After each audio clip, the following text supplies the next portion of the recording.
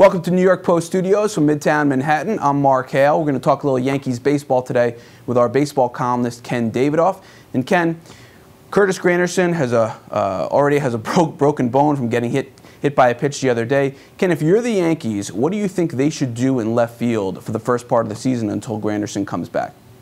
Well, Mark, I think they should use spring training as an audition to see who should fill that role. I would try very hard not to go outside the organization for a big trade, and be it an Alfonso Soriano or Vernon Wells.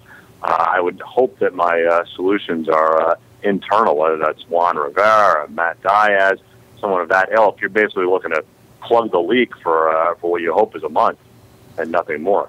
All right. Ken, well, there seems to be already kind of an external sentiment, at least, that the Yankees are in trouble this year, that the divisional gap has closed, that they might not even be very good this year.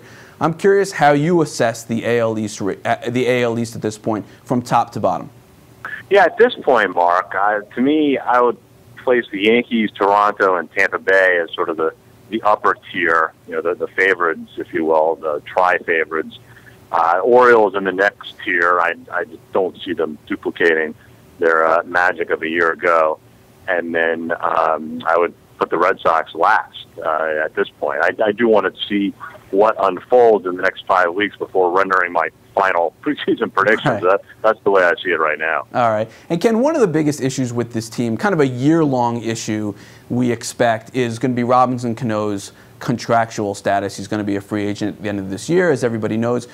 How do you think the Yankees, if you were, let's put it this way, if you were the Yankees, do you know what you would want to do already? Do you think he's worth the financial investment? Would you let him go at the end of the season? How would you handle Cano if you were the Yankees? What I would do, Mark, is I would try hard to retain him right now.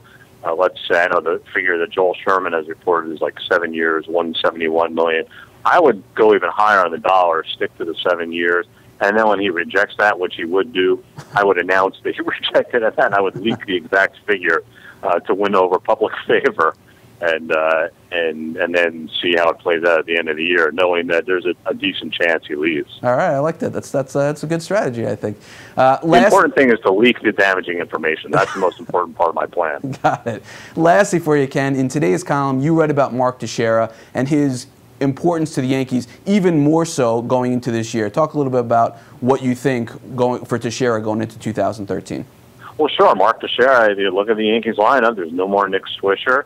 Alex Rodriguez is out for at least half the year. Curtis Granderson is out for at least the first month. So that increases the importance for Mark Teixeira to produce. They needed that more, and this is a guy who, while far from awful last year, was showing signs of age, and who they need to just step it up even a little bit.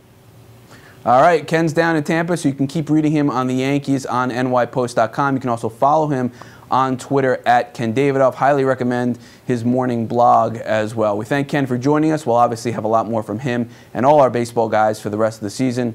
For Ken, I'm Mark. Thanks for watching.